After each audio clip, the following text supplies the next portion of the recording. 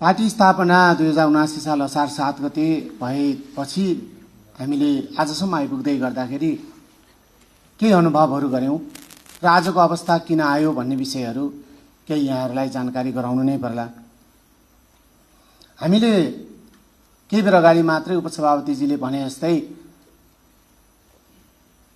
अघिल्लो पटकको सदनमा राष्ट्रिय स्वतन्त्र पार्टीको इकाइ सांसदले सकेसम्म आफ्ना सबै प्रयासहरू गरे, तर त्यति बेला संख्याको अभाव भयो र हामीले सोचे जस्तो डेलिभरी र डेभलपमेन्टमा काम गर्न सकेनौं। त्यसपछि हाम्रा छोराछोरीहरू देशमा सुशासन भएन, अनि डेलिभरी भएन, भ्रष्टाचार भयो, हामीहरूलाई बस्न लायक देश बनाइदिनु पर्यो भनेर स्कुलले झोला बोकेर सडकमा निस्के, जुन सायद हामीहरूको संख्याले पुगेको थियो र हामीहरूका प्रयासले पुगेको थियो भने ती हाम्रा छोराछोरीहरू स्कुल पढ्ने थिए, रमाउने थिए, घुम्ने थिए, कहीँ रमाउँदै हुन्थे, नगि सडकमा जानु पर्थ्यो।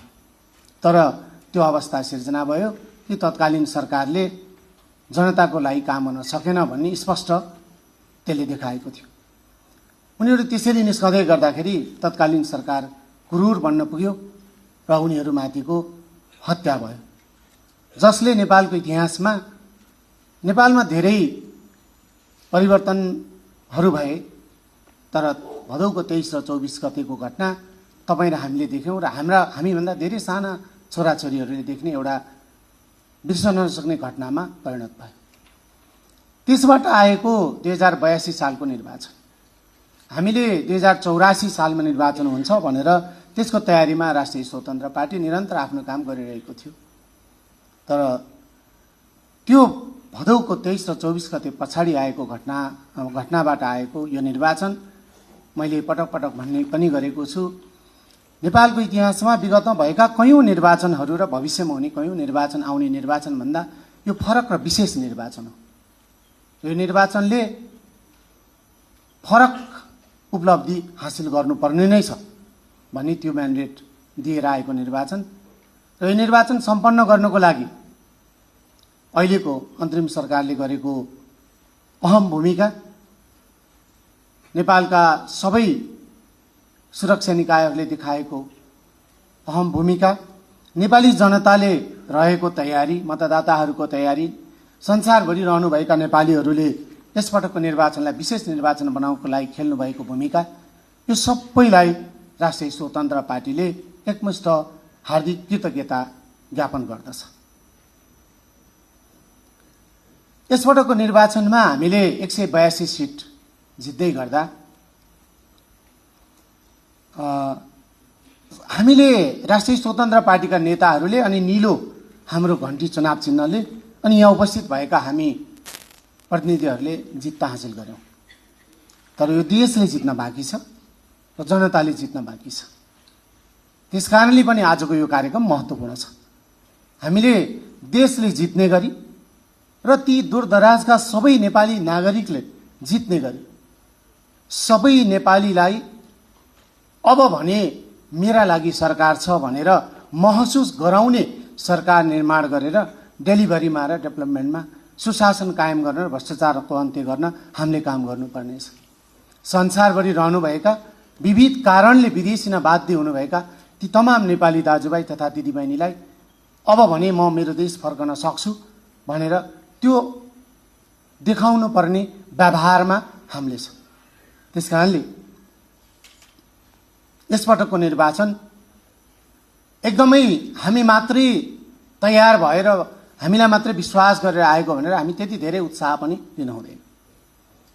यसपटकको निर्वाचनमा आदरणीय वरिष्ठ नेता बालेन्द्र शाह र रवि लामिछाने दुईजनाको उपस्थिति र दुईजनाप्रति गरेको आशा, भरोसा, विश्वास, उहाँहरूको इमान्दारिता, उहाँहरूको लगनशीलता र उहाँहरूको क्षमता, अनि हामीहरू एउटा जोश र जाँगरले एउटा हुटहुटी लिएर आएका तपाईँ हामीहरू यतिले मात्रै होइन, विगतमा लामो समयदेखि देशको राजनीतिमा र देशको बागडोर सम्हालेका विभिन्न राजनीतिक दलहरू र त्यसका नेतृत्वले गरेको गलत प्रयासहरू जनताका लागि, नागरिकका लागि उहाँहरूले दिएको सुशासन जुन जनताले महसुस गर्न सकेनन्, यी सबैलाई समेटेर आएको यो परिणाम हो। हामीलाई मात्रै राष्ट्रिय स्वतन्त्र पार्टीलाई मात्रै यो मात्रै अन्तिम हो भनेर मात्रै आएको नि होइन। तपाईहरूलाई एकचोटि म्यान्डेट दिन्छौँ, तपाईहरूले गरेर देखाउनु पर्छ भनेर एउटा हामीलाई प्रेसर पनि हो। त्यसकारणले यसले हामीलाई अरू गम्भीर बनाएको छ, अरू जिम्मेवार बनाएको छ। अरू गम्भीर बन्नुपर्छ, अरू जिम्मेवार बन्नुपर्छ। त्यसकारणले प्राप्त गरेको जनमत हो। खसेको मतको करिब 70% मत नै एउटा पार्टीले प्राप्त गर्नु भनेको संसारका निर्वाचनहरूमा बिरलै देखिने कुरा हो। त्यसकारणले यो मौका हाम्रो लागि त्यतिकै आएको छैन। त्यसकारणले यसमा हाम्रा निर्वाचित सदस्यज्यूहरूले गम्भीर रूपमा लिनुभएको छ भन्ने कुरा हामीलाई विश्वास छ र गम्भीर रूपमा लिएर जानुपर्नेछ। हामीले एउटा अनुशासित समाज निर्माण गर्नुपर्नेछ। हामीले अस्पताल जाँदाखेरि आफ्नो निर्वाचन क्षेत्रको नेता खोज्ने दिनको अन्त्य गर्नुपर्नेछ। हामीले स्कुल जाँदाखेरि आफ्नो क्षेत्रबाट निर्वाचित भएर गएको नेताको खोजी गर्न छोड्नुपर्नेछ। त्यो समाज निर्माण गर्नुपर्नेछ। हामी कर तिर्न जाँदाखेरि अन्डर टेबल गर्नुपर्ने त्यो दिनको अन्त्य गर्नुपर्नेछ। हामीले सामान खरिद गर्दाखेरिको अन्डर बिलका दिनहरू अन्त्य गर्नुपर्नेछ। त्यसकारणले यो गम्भीर समयमा यो मोडमा बन्न लागेको सरकार र हामीले पाएको जिम्मेवारी साँच्चै नै महत्त्वपूर्ण छ। जेनजी पुस्ताले, हाम्रा छोराछोरीले हामीलाई जहाँ बसेर भए पनि र उनीहरूको परिवारले हामीलाई निहालिरहेका हुनेछन् र हाम्रा हरेक एक्टिभिटिजहरू, हाम्रा हरेक दिनमा गर्ने हाम्रा कार्यहरूलाई उहाँहरूले हेरिरहनु हुनेछ र त्यसलाई हामीले सम्बोधन गरेर जानुपर्नेछ।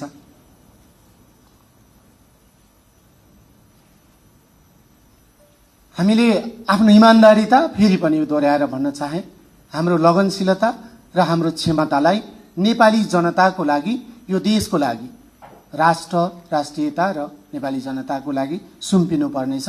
र यो इतिहास लेख्ने एउटा सुवर्ण अवसर हो।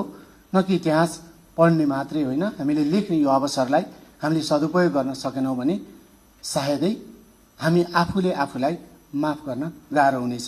त्यसकारणले सबै निर्वाचित प्रतिनिधि सभाका सदस्य साथीहरूलाई यसमा गम्भीर रूपमा चाहिँ तयारी हुनलाई म अनुरोध गर्न चाहन्छु। देशको संविधान, देशको कानुन, राष्ट्रिय स्वतन्त्र पार्टीले आज तपाईँलाई भित्र छिर्दै गर्दा उपलब्ध गराएको विधान र राष्ट्रिय स्वतन्त्र पार्टीले यसै निर्वाचनमा, तपाईँ निर्वाचनमा हुमिँदै गर्दाखेरि जनतालाई गरेको बाछा तपाईँको हातमा परिसकेको छ। त्यसकारणले त्यसलाई गम्भीर रूपमा अध्ययन गर्नु नै हुनेछ र यसलाई पालना गर्ने गरी यो देश निर्माणमा तपाईँको हरेक मिनेट लगानी हुनेछ।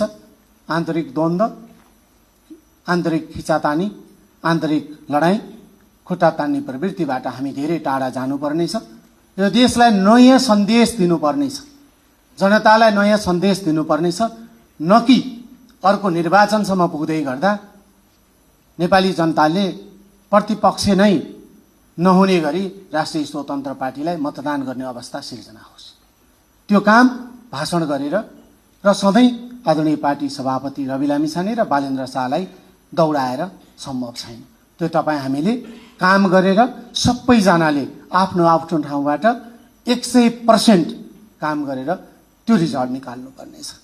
त्यसकारणले म आदरणीय नेता साथीहरूलाई यही कुरा भन्दै बाँकी आज र भोलिको कार्यक्रममा पूर्व वक्ता उपसभाज्यूले भने जस्तै हामीले केही अघि नै सहमहामन्त्रीज्यूले भन्नुभएको जस्तै कोड अफ कन्डक्टहरूलाई पालना गरेर यो यति महत्त्वपूर्ण छेड हुन हो कि तपाईँ हामी यहाँबाट फर्कँदै गर्दाखेरि धेरै कुरा सिकेर जानुपर्नेछ र त्यसलाई व्यवहारमा लागू गर्नुपर्नेछ। त्यसलाई ध्यान दिनुहोला र यहाँहरूले विशेषतः साह्रै गम्भीर पनि नभइकन एकअर्कामा चिनाजानी हुने, नजिकिने र सुमधुर सम्बन्ध अब हामीले 5 वर्षको लागि यो देशले, जनताले हामीलाई विश्वास गरेर दिएको त्यो म्यान्डेटलाई उहाँहरूलाई प्रतिफल दिएर उहाँहरूले हामीमाथि ठुलो लगानी गर्नुभएको छ। त्यो लगानीको प्रतिफल दिने जिम्मेवारी हामीमा आएको छ।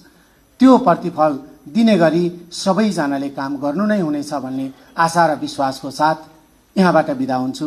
नमस्कार, जय गण्ठी।